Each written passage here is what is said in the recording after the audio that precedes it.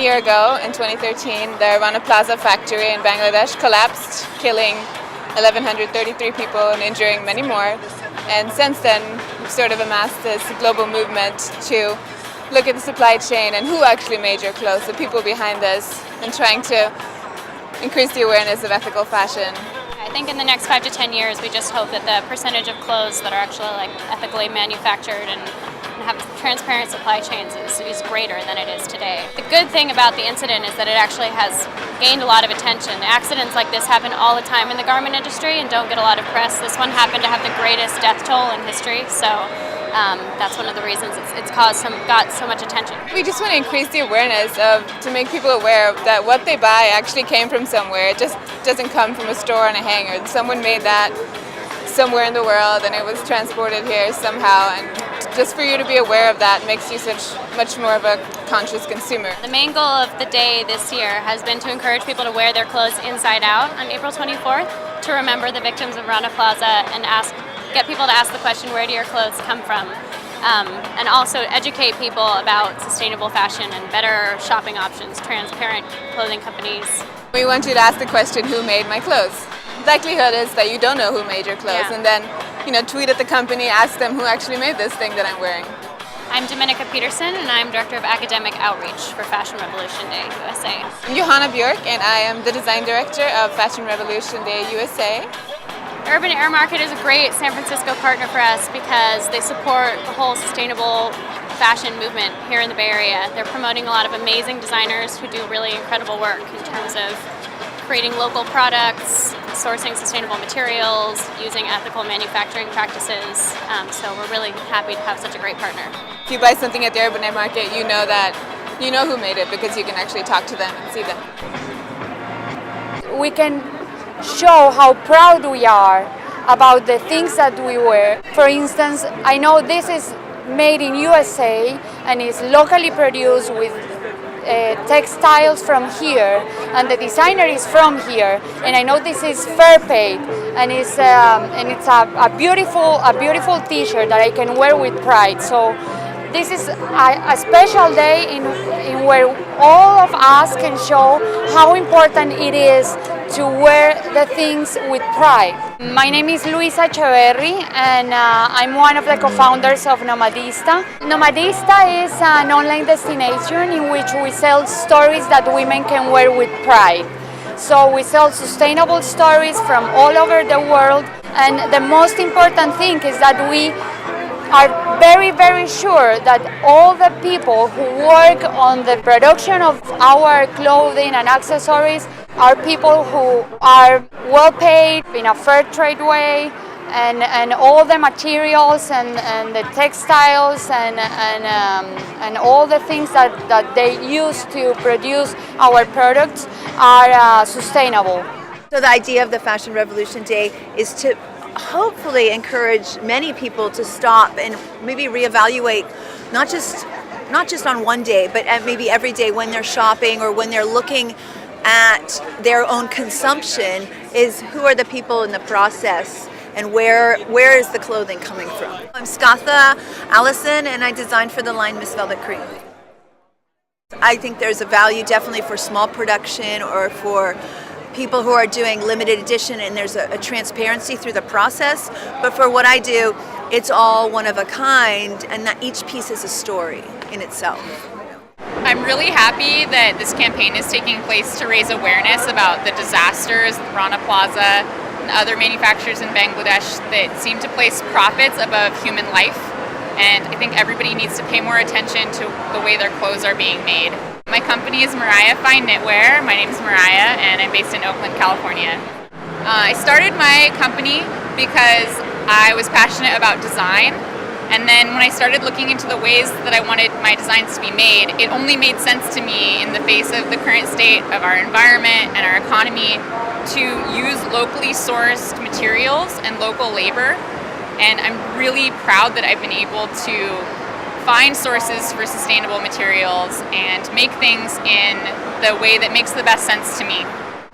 I think it's really important for small businesses to get a shot and to be able to interact directly with the public. I think that's kind of rare these days. Now everybody wants to sell online.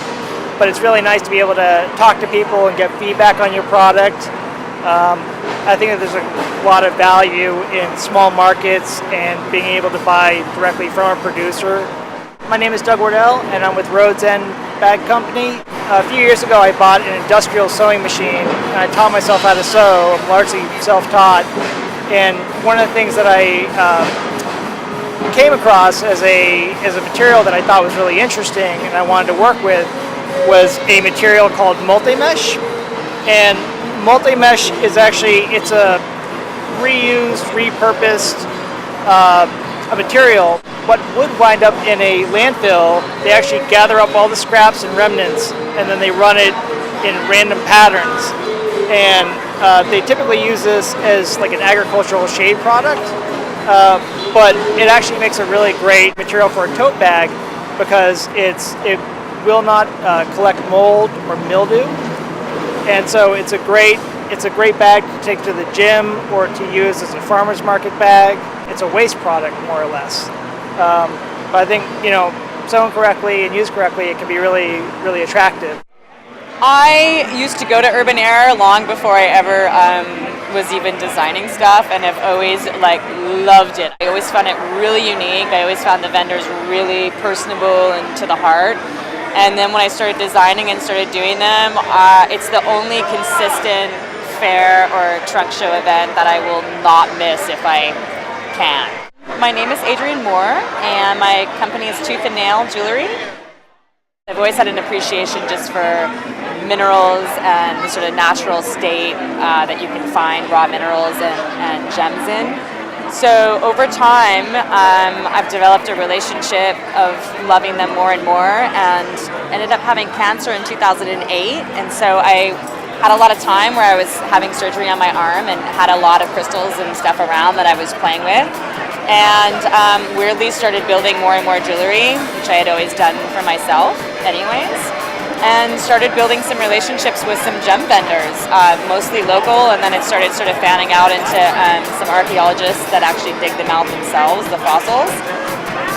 And that's where the appreciation for sustainability came in, and just sort of knowing where your pieces come from, knowing the person in some cases that even digs them out of the ground.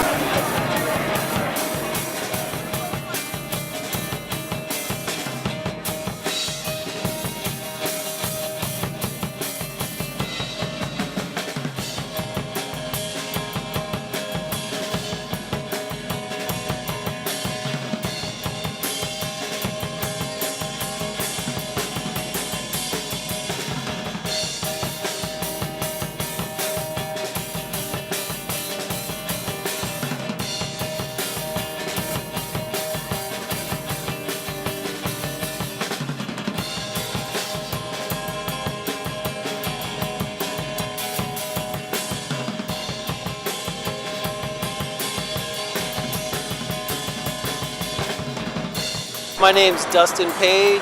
I'm the founder of Platinum Dirt, and I make recycled leather goods out of old car seats from junkyards and salvage yards and dismantlers. I had an idea just looking at some old leather seats in my old car, and I realized that there's probably a lot of leather seats in the junkyard that are being wasted, and they carry a piece of our history. They're very rich. So I'm harvesting all of this leather from the junkyard to make my line of leather goods, Platinum Dirt. I like Urban Air Market because it's a good way to meet your neighbors, connect with your community again. It's because this whole movement is about, neighborhoods coming together and supporting each other locally, abroad, just a global neighborhood and supporting the working people.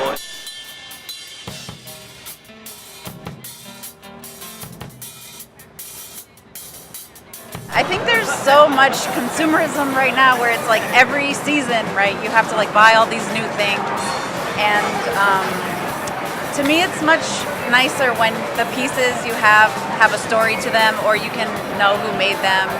So I love anytime I can have a piece that I know the person or I could meet the person who makes it, it makes the piece much more special to me. And I think you tend to get like more compliments. Like people can tell when something is made by a human. I think the buyer appreciates it more and therefore is going to keep it and treasure it longer than a cheap necklace from some random store. So I think even if it's, you know, handmade but not from recycled materials necessarily, it still opens the door for it to be like a very special treasured piece. I'm Melissa Small, and my line is called Barrel Small. And each piece has a mixture of handmade and vintage and found me. I'm Megan Stacy, and I have Salty Fox Jewelry, and I've been doing Urban Air Market for about 2 years now. I love being around other people who are making things. It's so nice to be in a community of people who care about the same things that you do. And the food trucks are not bad either. Totally.